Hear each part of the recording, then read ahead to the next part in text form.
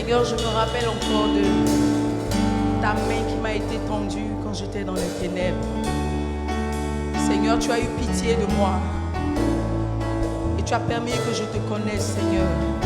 Et à tes yeux, oh Dieu, j'ai de la valeur. Je veux bénir ton nom. Ta grâce m'a trouvé tel que je suis, sans valeur, mais pour toi, perle de prix. Ta grâce m'a trouvé tel que je suis, sans valeur, mais pour toi, perle de prix. Ta grâce m'a trouvé. Ta grâce m'a trouvé tel que je suis, sans valeur, mais pour toi, perle de prix. Ta grâce m'a trouvé tel que je suis. Ta grâce m'a trouvé tel que je suis, sans valeur. Alors je crie majesté,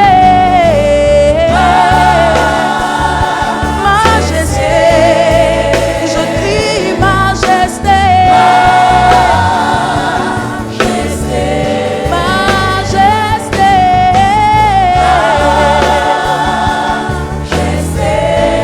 majesté, majesté, majesté.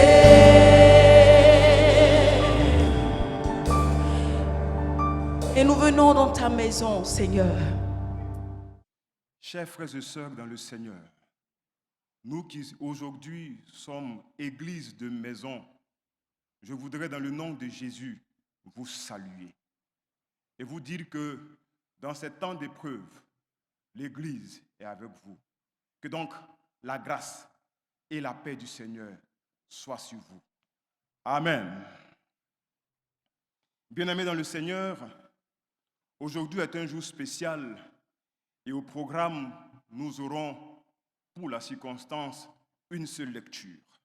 Une seule lecture que nous tirons de l'évangile de Jésus-Christ selon Luc, le chapitre 22, du verset 7 au verset 19. Luc 22, 7 à 19. Il est écrit ceci. Le jour des pains sans levain, où l'on devait immoler la Pâque, arriva. Et Jésus envoya Pierre et Jean en disant, « Allez nous préparer la Pâque, afin que nous la mangions. » Ils lui dirent, « Où veux-tu que nous la préparions ?» Il leur répondit, « Voici, quand vous serez entrés dans la ville, vous rencontrerez un homme portant une cruche d'eau. Suivez-le dans la maison où il entrera. Et vous direz au maître de la maison, le maître dit, où est le lieu où je mangerai la Pâque avec mes disciples? Et il vous montrera une grande chambre haute, meublée. C'est là que vous préparerez la Pâque. Ils partirent et trouvèrent les choses comme il le leur avait dit. Et ils préparèrent la Pâque. L'heure étant venue, il se mit à table, et les apôtres avec lui. Il leur dit, « J'ai désiré vivement manger cette Pâque avec vous avant de souffrir. Car, je vous le dis, je ne la mangerai plus jusqu'à ce qu'elle soit accomplie dans le royaume de Dieu. » Et ayant pris une coupe et rendu grâce, il dit, « Prenez cette coupe et distribuez-la entre vous. Car, je vous le dis, je ne boirai plus désormais du fruit de la vigne jusqu'à ce que le royaume de Dieu soit venu. » Ensuite, il prit du pain et, après avoir rendu grâce, il le rompit et le donna en disant, « Ceci est mon corps qui est donné pour vous. Faites ceci en mémoire de moi. » Il prit de même la coupe après le souper et la leur donna en disant, « Cette coupe est la nouvelle alliance en mon sang qui est répandue pour vous. » Amen.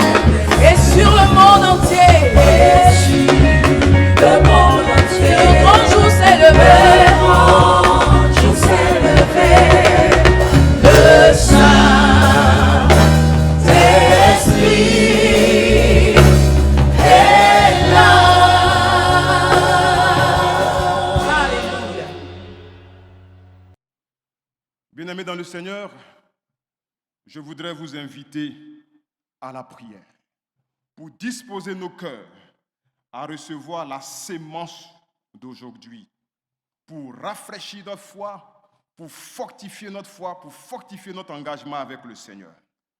Père, nous bénissons ton nom. En de pareilles circonstances, à qui d'autre irions-nous? C'est toi, Seigneur, qui as les paroles de la vie.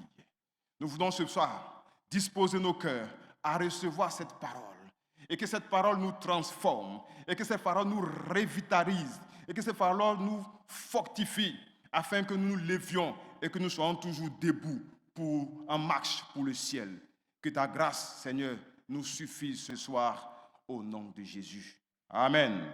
Chers frères et sœurs, je voudrais encore vous saluer dans le nom de Jésus-Christ, le consommateur de la foi et notre rémunérateur. Amen. Je voudrais particulièrement saluer toutes ces familles, toutes ces églises de maison qui, pour la circonstance, et ce, de façon exceptionnelle, nous font l'amitié de nous suivre via les réseaux sociaux. Que Dieu vous bénisse. Amen. Que Dieu revitalise votre force. Que Dieu vous remplisse de sa force, de son courage en ces temps difficiles. Nous sommes dans une période importante de la vie de l'Église, le temps de la Passion. C'est un temps pendant lequel il nous est donné de nous remémorer l'amour exceptionnel de Dieu pour nous et pour l'humanité. Dieu, en effet, nous révèle la longueur, la largeur, la profondeur et même la hauteur de son amour. Le temps de la Passion est aussi une occasion, une opportunité offerte à l'Église, aux chrétiens, de parfaire et d'intensifier sa communion avec le Seigneur par le moyen de la lecture régulière de la parole de Dieu, par le moyen des temps de prière, par le moyen de la louange, par le moyen de la sanctification. Le temps de la Passion, c'est aussi une opportunité à ne pas rater, offerte à tous ceux et toutes celles qui, jusqu'à présent, ne connaissent pas le Seigneur, de faire sa rencontre, d'abandonner leurs péchés, d'abandonner leur mauvaise vie et de décider désormais de marcher à sa suite. Ce soir, c'est possible. Il faudra, au thème de ce message, se préparer à prendre une décision. Amen. Ceci étant, durant cette période de la Passion, il apparaît dans l'histoire de l'Église des étapes marquantes qui méritent qu'on s'y attarde. Au nombre de ces étapes, nous avons ce que l'Église a appelé le jeudi saint. C'est le jeudi précédant le dimanche de Pâques. Et pour nous chrétiens, c'est cette nuit-là que Jésus-Christ a institué la Sainte Seine à l'occasion du dernier repas qu'il a partagé avec ses disciples. Ce dernier repas se déroule dans un environnement que je m'en vais vous décrire en 3 tableaux. Le premier tableau, c'est celui des préparatifs de la Pâque juive couplée à la fête des pains sans levain.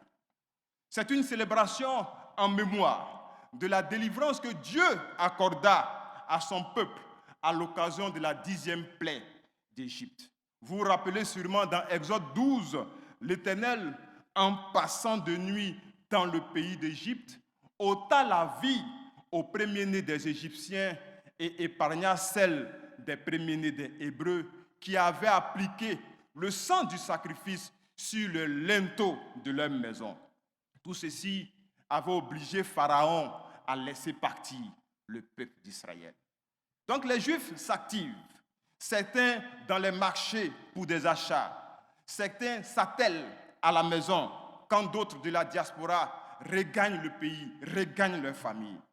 Parce qu'à la vérité, à l'époque de Jésus-Christ, cette fête consistait en un rassemblement en famille autour de repas, faits d'agneaux rôtis, de pain, de vin et d'herbes amères, et ce, pendant 7 jours. Le deuxième tableau est celui d'un complot en préparation.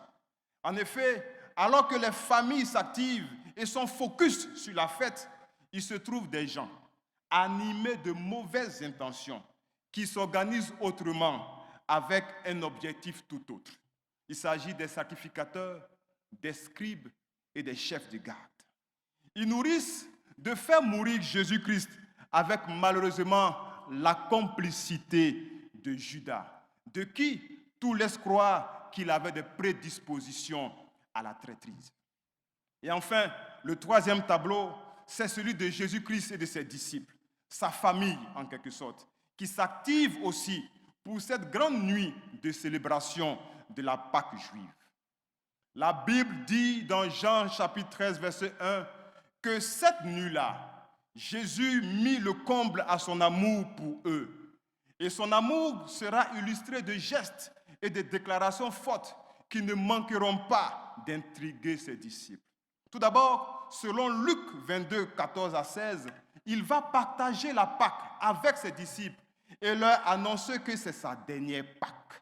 Tel un chef qui s'ouvre à ses sujets et qui brise tout mur d'animosité, parce qu'à la vérité, on ne mange qu'avec celui qu'on estime. Christ a aimé ses disciples. Il va laver les pieds de ses disciples, selon Jean chapitre 13, 1 à 20. Quelle humilité! Comme le relate Jean 22, 21 à 23, Jésus va dévoiler la traîtrise de Judas. Mais Judas, envoûté par Satan, ne pourra malheureusement pas saisir la main d'amour tendue de Jésus. Alors Judas sort de la chambre haute pour se retirer dans une nuit noire, englué dans cette volonté maléfique d'en finir avec le Seigneur, selon Jean chapitre 13, 30 à 38. Et c'est bien après tout cela que Jésus-Christ va instituer la Sainte Seine. C'est toute une liturgie qu'il sera donné aux disciples, moins Judas, d'entendre et de voir. Une liturgie ponctuée de paroles fortes et hautement spirituelles. Luc 22, 19 à 20 dit, « Ensuite, il prit du pain et, après avoir rendu grâce, il le rompit et le donna à ses disciples en disant, « Ceci est mon corps qui est donné pour vous. Faites ceci en mémoire de moi. » Il prit de même la coupe après le souper et la leur donna en disant, « Cette coupe est la nouvelle alliance en mon sang qui est répandue pour vous. » Et pour ce soir, nous nous attarderons sur la deuxième déclaration du Maître. Cette coupe est la nouvelle alliance en mon sang qui est répandue pour vous. Frères bien-aimés, cette déclaration de Jésus-Christ n'est pas anodine, parce qu'à la vérité, elle renferme le mystère du salut de l'humanité. Et deux notions devraient pouvoir nous aider à mieux saisir le sens de la déclaration du Seigneur. La première notion, c'est l'alliance. Une alliance est une union, un accord, un pacte entre deux personnes ou groupes de personnes. Elle consiste généralement dans l'engagement d'entraide mutuelle, de soutien, de protection, de défense entre les parties contractantes pour être plus forts ensemble. En règle générale, dans une alliance, les parties prenantes espèrent tirer un bénéfice. Autrement dit, on ne s'allie pas avec quelqu'un dont on n'espère rien, dont on ne peut rien tirer. Dans une alliance, les parties contractantes sont soumises, chacune en ce qui la concerne, à des devoirs et à des droits pour garantir la viabilité et l'efficacité de l'alliance. A contrario, si une partie ne respecte pas les clauses, elle fait courir de graves menaces sur l'alliance, l'exposant à une rupture purement et simplement. Et enfin, une alliance est assortie d'un document signé par les parties prenantes. Ça peut être aussi un objet qui fait foi. C'est le cas, par exemple, de la bague d'alliance dans le mariage entre un homme et une femme. Mais la Bible aussi rapporte 7 à 8 alliances principales que Dieu a contractées soit avec Israël, soit avec l'humanité par l'entremise de certains personnages bibliques. On peut donc les regrouper en deux grandes familles. Il y a des alliances qui ont été établies entre Dieu et Israël. La première, c'est le cas de l'alliance avec Abraham dans Genèse chapitre 12. Dieu décide de rendre le nom d'Abraham grand, de faire de lui le père d'une multitude. De lui naîtra la nation, cette grande nation d'Israël, et que toutes les familles de la terre seraient bénies par sa descendance physique, allusion faite au Messie qui en serait issu. C'était une alliance sans condition. Dieu allait jouer pleinement sa part. Le signe de cette alliance était la circoncision physique. La deuxième alliance, c'est celle avec Israël, tirée de Deutéronome chapitre 30, versets 1 à 10. C'est une alliance dont la mise en œuvre était soumise à la condition d'obéissance du peuple d'Israël, qui jusque-là n'avait pas de terre où s'établir. Dieu promet donc de les faire sortir, de les faire s'établir sur une terre tant qu'ils lui obéiraient. Ils seraient dispersés en cas de désobéissance et seraient restaurés en cas de repentance. Tout cela pour donner suite à l'alliance avec Abraham. Le signe de cette alliance était la terre promise. La troisième alliance, c'est celle avec Moïse, ou encore l'alliance du Sinaï, de Exode chapitre 19. C'était une alliance de bénédiction avec Israël, soumise elle aussi à l'obéissance à Dieu. L'obéissance à tous les commandements, dont les plus connus sont contenus dans les 10 commandements de Exode 20. Et c'est l'ensemble de tous ces commandements qu'on a appelé la loi.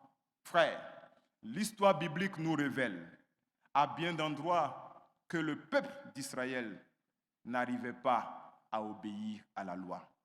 Et le signe de cette alliance était les 10 commandements.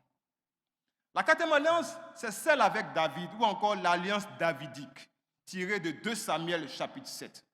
Dieu a promis à David que sa descendance durerait éternellement et que ce serait l'un de ses descendants qui régnerait sur Israël. Le signe de cette alliance se retrouve en le fils de David, Jésus-Christ lui-même, selon Luc chapitre 1, 32 à 33. Il y a aussi des alliances qui ont été établies entre Dieu et l'humanité. La première, c'est l'alliance avec Adam, ou encore l'alliance adamique. Elle contient 2 éléments, 2 pans si vous voulez. L'alliance édénique, l'alliance d'Éden, de Genèse chapitre 2, 16 à 17, elle souligne la responsabilité de l'homme à l'égard de la création. Dieu lui donne tout pouvoir sur la création. Si vous vous rappelez ces phrases fortes, soyez féconds, multipliez, assujettissez, dominez. Le signe de cette alliance est le jardin d'Éden lui-même. Le deuxième pan de cette alliance adamique, c'est l'alliance avec Adam déchu, de Genèse chapitre 3, 15 à 19. Elle comprend là les malédictions prononcées contre l'humanité à cause du péché d'Adam et d'Ève, mais elle comprend aussi la solution divine du péché.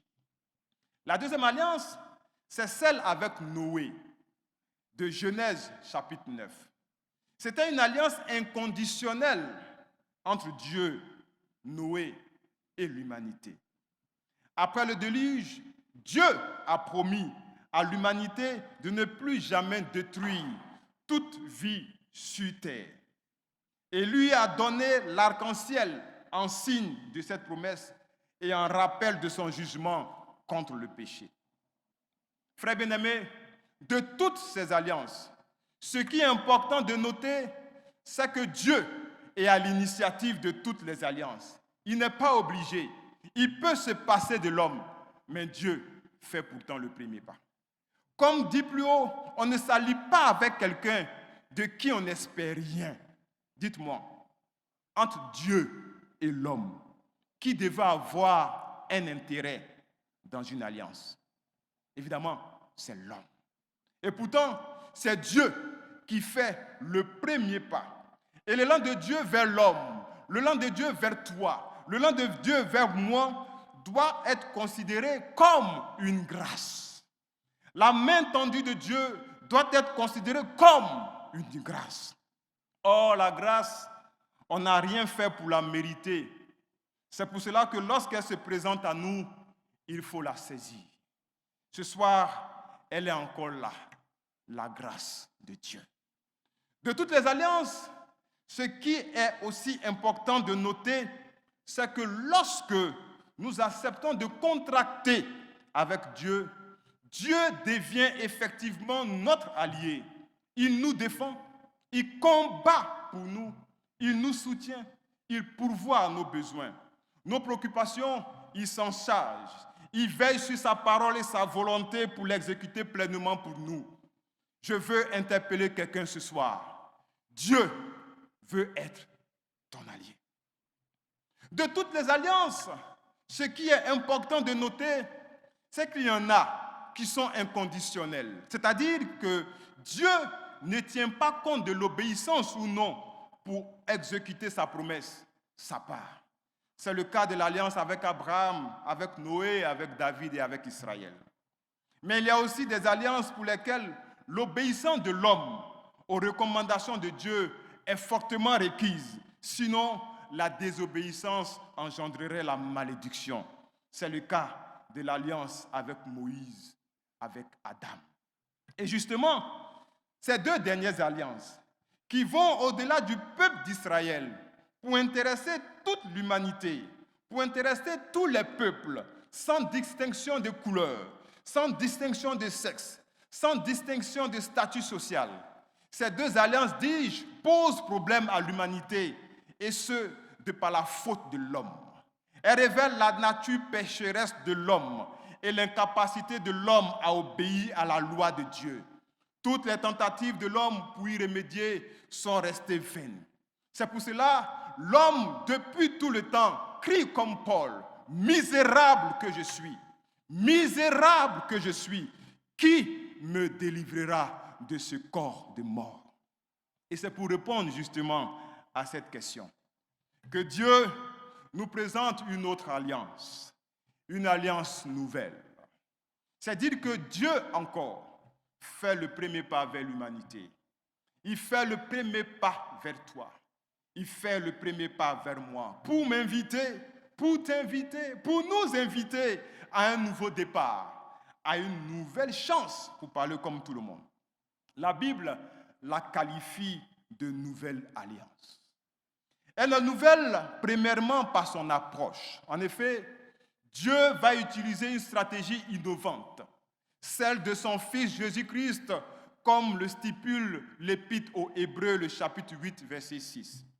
Mais maintenant, Christ a obtenu un ministère d'autant plus supérieur qu'il est médiateur d'une alliance plus excellente qui a été établie sur des promesses meilleures. Il n'y en a pas d'autre. Il est le seul. Frère, arrête de courir. Christ est le seul. Christ, c'est tout un programme que nous allons découvrir au fur et à mesure de la prédication de ce soir.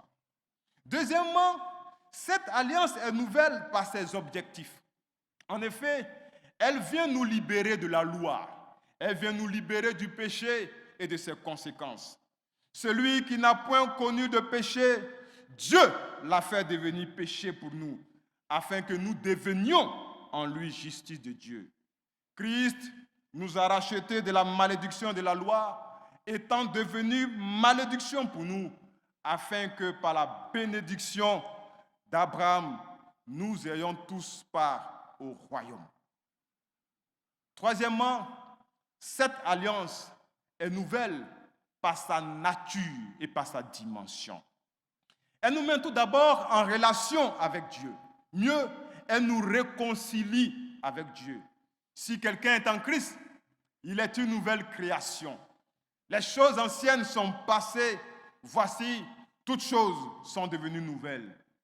Et tout cela vient de Dieu qui nous a réconciliés avec lui par Christ et qui nous a donné le ministère de la réconciliation. Ensuite, c'est une conséquence évidente et indissociable de notre réconciliation avec Dieu. Le Seigneur lui-même ne résume-t-il pas la loi et les prophètes en disant « Tu aimeras le Seigneur ton Dieu de tout ton cœur, de toute ton âme et de toute ta force. » Voici le second qui lui est semblable. Tu aimeras ton prochain comme toi-même. Il n'y a pas de plus grand commandement que cela. Marc, chapitre 12, 30 à 31. La vie chrétienne, donc, doit vivre les exigences des deux dimensions de cette nouvelle alliance. Celle verticale qui nous met en relation avec Dieu et celle horizontale ou transversale qui nous met en relation avec notre prochain. Le tout donnant la forme de la croix. Ainsi donc, cette nouvelle alliance se présente comme une annonce de la crucifixion et de la mort de Christ à la croix, de laquelle elle trouve son plein accomplissement. Et cette alliance se trouve renforcée et authentifiée par le sang de Jésus-Christ versé à la croix. Fini donc les sangs des boucs, fini donc les sangs des cabris, fini donc les sangs des brebis, fini donc les sacrifices dans les carrefours. Christ désormais est l'agneau de Dieu qui ôte le péché du monde. Quatrièmement, cette alliance est nouvelle de par ses promesses. Hébreux 8:6 présente Christ comme étant le médiateur d'une alliance plus excellente basée sur des meilleures promesses. Elle nous assure le pardon de nos péchés. Elle nous assure de faire partie de la famille de Dieu, des intimes de Dieu, selon Galates 3, verset 26. Quelle grâce, quel privilège! Elle nous assure le salut, la vie éternelle. Et là, en la matière, elle n'a pas de comparable. Elle nous assure la protection de Dieu contre le diable, contre les sorciers, contre les ennemis, contre la mort, comme ce fut le cas pour les premiers-nés des Hébreux dans Exode 12. Appliquée encore aujourd'hui par la foi, le sang de Jésus-Christ sur les linteaux de vos cœurs, sur les linteaux de vos maisons, et que là, Satan sente encore sa défaite. Elle nous assure la guérison, parce que c'est par ces maîtrissures que nous sommes guéris, selon Ésaïe 53, 5. Et je voudrais déclarer à quelqu'un ce soir qu'il reçoive sa guérison au nom de Jésus-Christ de Nazareth.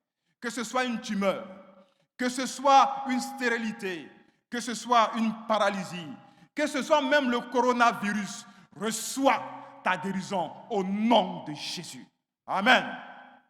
Cinquièmement, cette alliance est nouvelle par son signe ou par son symbole.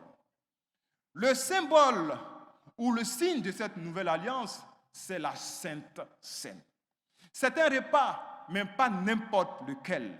Ces éléments constitutifs sont le pain, qui est le corps de Christ, qui sera brisé pour nous, et le vin, qui est le sang de Christ, qui sera répandu pour nous.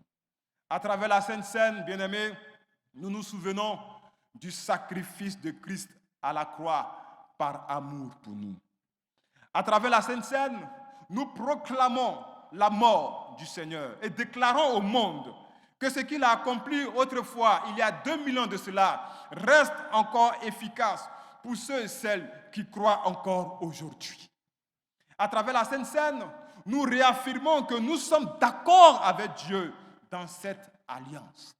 À travers la Sainte Seine, nous entrevoyons le grand festin des noces de l'agneau, là où nous serons assis avec tous ceux et toutes celles en la foi qui nous ont dévancés auprès du Père. Nous serons assis avec le Seigneur de gloire. À travers la Sainte Seine, nous manifestons aussi la communion fraternelle, la communion entre frères et sœurs en Christ. Ce soir, si tu te souviens que tu n'es pas en de bons termes avec ton frère, va te réconcilier avec lui. et de toutes les réalités spirituelles que nous avons décrites concernant la nouvelle alliance se trouve dans ce repas, la Sainte Seine, le pain et le vin, corps et sang de notre Seigneur Jésus-Christ. La seule chose qui nous est demandée ce soir, c'est la foi. La seule chose que la nouvelle alliance attend de nous ce soir, c'est la foi. La foi pour activer toutes ces réalités, toutes ces qualités, toutes ces vertus de la Sainte Seine dans nos vies et pour nos vies. La foi qui ne laisse aucune place au doute.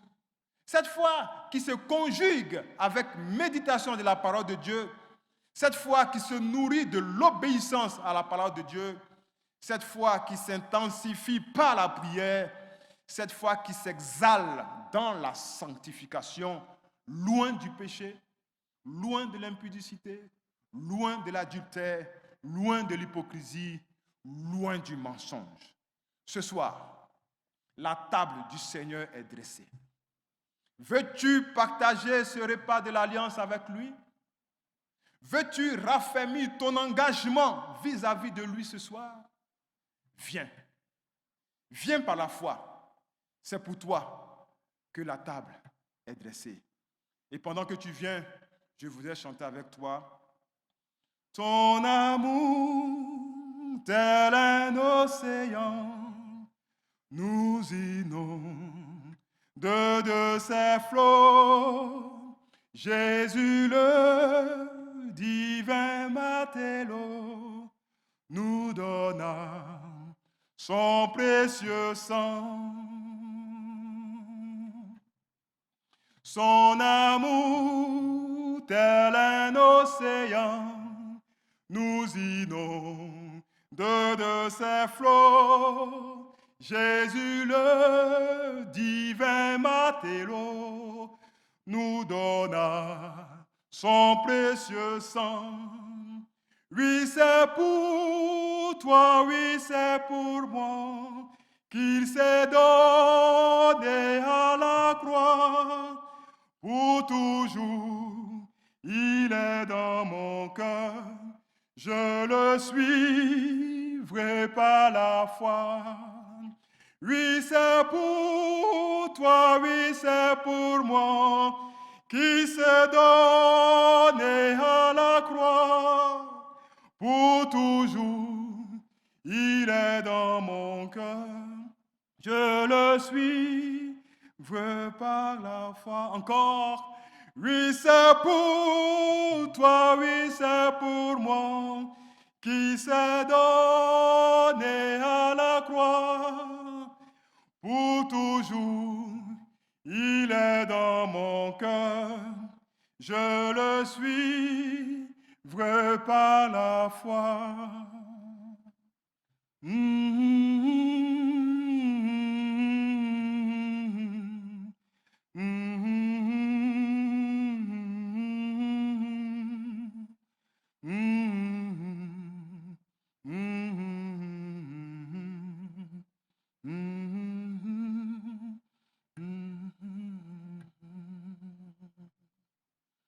Est-ce qu'on peut contempler la face du Seigneur? Est-ce qu'on peut parler à notre Dieu? Est-ce qu'on peut lui dire merci pour son sacrifice à la croix? Est-ce qu'on peut se répandre devant la face de notre Seigneur? Est-ce qu'on peut lui dire, Seigneur, nous voici, nous t'aimons, nous te célébrons. Ensemble, prions le Seigneur. C'est un moment spécial. Tu n'as pas besoin d'être spectateur ce soir. Tu dois être un acteur de ce temps d'adoration. Seigneur, nous voulons bénir ton Seigneur. C'est une grâce. C'est une grâce de recevoir cette révélation de ton alliance, de cette nouvelle alliance. Seigneur, c'est toi qui fais le premier pas vers nous. Pourtant, nous n'avons rien fait pour mériter cela. Je veux te dire merci. Je veux te dire merci pour ton sacrifice à la croix. Je veux te dire merci pour la vie que tu me donnes. Je veux te dire merci parce qu'un jour, tu m'as sorti de l'opprobre pour me faire asseoir dans la cour des grands. Je bénis ton Saint-Nom. Tu m'as sorti du fumier pour me faire asseoir dans la cour des rois. Je bénis ton Saint-Nom. Seigneur, merci pour cette grâce. Que ton nom soit élevé, que ton nom soit adoré, que ton nom soit célébré. Toi qui d'âge en âge ne changes pas. Ton sacrifice à la croix il y a 3000 ans de cela, il y a 2000 ans de cela, est encore efficace, est encore vrai. Cette sainte scène encore instituée il y a 2000 ans de cela est encore vraie, garde encore toute sa puissance, garde encore toute son autorité. Père, je bénis ton Saint-Nom pour cela. Sois élevé donc, sois célébré pour tous tes bienfaits au nom de Jésus-Christ. Jésus, nous te couronnons. Nous te proclamons roi, présent au milieu de nous. Nous t'élèvons par nos chants, nous t'adorons et nous t'exaltons. Viens établir ton trône éternel, par nos louanges, nous t'invitons. Viens Jésus prendre la place du roi. Nous t'adorons et nous t'exaltons. Viens établir ton trône éternel. Par nos louanges, nous t'invitons. Viens Jésus prendre la place du roi. Bien-aimés, ce soir, nous allons proclamer la royauté, le règne de Jésus sur nos vies. Nous allons proclamer le règne de Jésus sur nos familles, parce que ce soir, c'est un repas en famille. Nous allons proclamer le règne de Jésus-Christ sur notre maison. Proclame le règne de Jésus-Christ sur ton foyer. Proclame le règne de Jésus-Christ sur ta maison. Proclame le règne de Jésus-Christ sur tes enfants. Proclame le règne de Jésus-Christ sur tes activités. Proclame le règne de Jésus-Christ sur ta santé. Proclame le règne de Jésus-Christ sur tes business. Proclame le règne de Jésus-Christ. Couronnons le roi dans nos vies. Couronnons le roi dans nos maisons. Couronnons le roi dans nos activités. Il est capable. Il vient effectivement s'établir. Il vient effectivement prendre possession de nous-mêmes. Il vient effectivement prendre possession de nos maisons. Il est capable de le faire. Et il le fait maintenant. Au moment où tu cries à lui, au moment où tu l'invites. Badigeonne ta maison du sang de Jésus-Christ. Badigeonne ta maison du sang de Jésus-Christ. Pour que toute animosité de l'ennemi, pour que toute maladie de l'ennemi, pour que même le coronavirus, pour que tous les projets malsains de l'ennemi ne puissent pas t'atteindre. C'est là aussi la grâce que Dieu nous accorde au travers de cette sainte scène. Prie le Seigneur. Parle à Dieu. C'est un temps de prière dans lequel tu es acteur et non pas spectateur. Crie au Seigneur. Présente ta situation à Dieu. Et à elle la foi. Et la foi, cette ferme assurance que Dieu t'entend du haut du ciel et qu'il agit pour toi. Amen. Nous allons penser à notre pays, la Côte d'Ivoire, qui vit ces heures difficiles du fait de la maladie. Nous allons prier que Dieu donne l'intelligence à tous ces médecins, que Dieu donne la sagesse à tous ces dirigeants et que Dieu donne véritablement la bonne compréhension à tous les usagers, à tous ces Ivoiriens, pour qu'ensemble, nous nous engagions véritablement et résolument dans la lutte contre cette pandémie.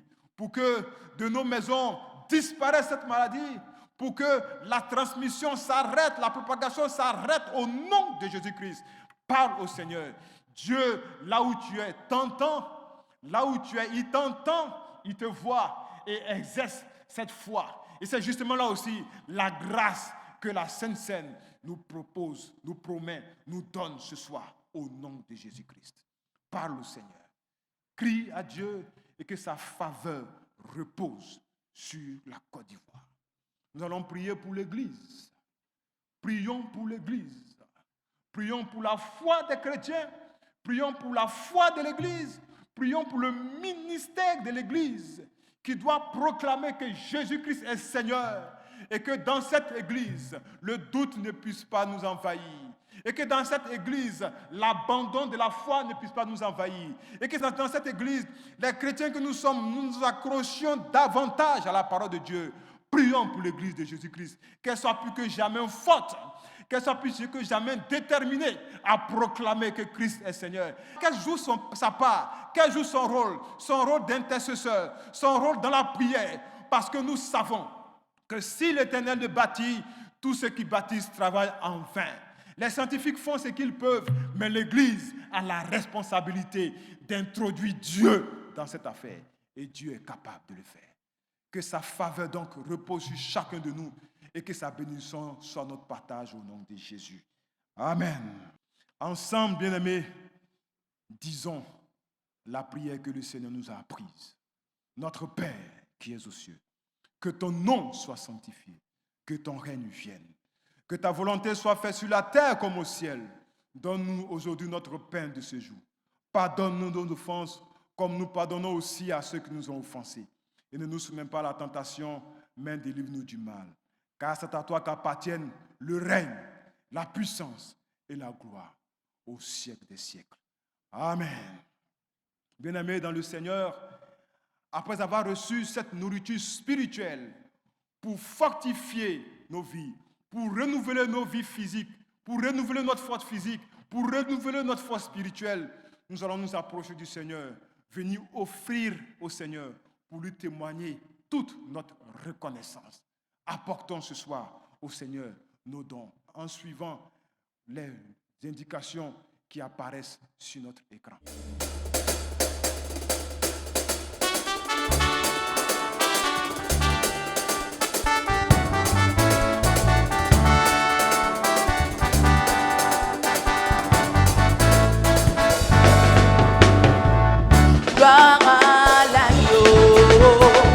Gloire à l'agneau qui mourut pour nos péchés, assis sur le trône revêtu de majesté pour l'éternité.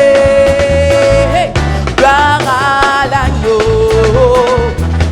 l'agneau qui mourut pour nos péchés, assis sur le trône revêtu de majesté pour l'éternité. Gloire à l'agneau, et c'est ça. Gloire à l'agneau, gloire à Jésus. Nos péchés, assis sur le trône revêtu de majesté pour l'éternité. Gloire à l'agneau, gloire à l'agneau, gloire à l'agneau qui mourut pour nos péchés, assis sur le trône revêtu de majesté pour l'éternité. Il est Seigneur, il est Seigneur, il est Seigneur, il est Seigneur, il est Seigneur.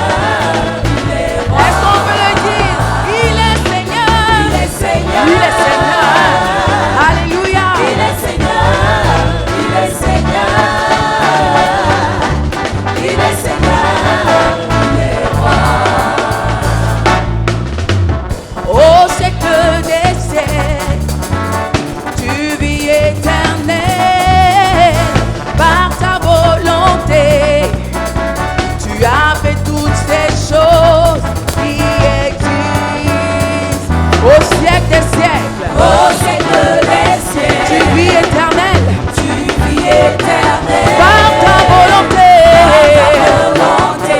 tu as fait toutes choses. ces choses qui existent. Au siècle des siècles, tu vis éternel, Au siècle des siècles, tu vis éternel, éternel, par ta volonté, ta volonté, tu as fait toutes ces choses qui existent. tu es digne, tu es digne, tu es digne, Tu es digne de recevoir la louange est la rachetée, louange est rachetée, et bah, que tu as sauvé par le sang de l'agneau. tu es digne, tu es digne, tu es digne, Tu es digne de recevoir la la louange louange est rachetée, que tu as sauvé, sauvé par le sang de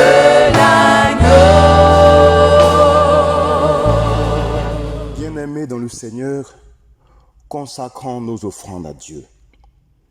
Dieu notre Père, au travers de la nouvelle alliance, Tu nous fais la révélation de l'offrande de ton Fils Jésus-Christ.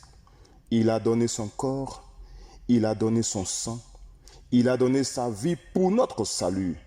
En reconnaissance, nous venons aussi, au travers de ces biens financiers et matériels, t'offrir nos cœurs, nos vies, pour que tu en uses pour ta gloire. Agrée, au nom de Jésus-Christ, nos offrandes. Amen. Frères bien-aimés dans le Seigneur, au thème de notre temps d'adoration de ce soir, je voudrais que nous retenions une chose. C'est que Christ est le médiateur de cette nouvelle alliance. Une alliance basée sur des meilleures promesses. C'est pour cela que dans le symbole qu'est la Sainte Seine, nous ne devons pas nous approcher du Seigneur avec mépris, avec inconsidération, mais bien au contraire, avec respect. Parce que en cette nourriture se trouve encore la puissance de Dieu. De Dieu, recevons sa bénédiction. Bien-aimés dans le Seigneur, allons avec l'assurance que le repas de Christ nous donne pleinement de rentrer en possession de toutes les grâces, de toutes les bénédictions, de toutes les faveurs qui sont liées à cette alliance au nom de Jésus-Christ. Amen.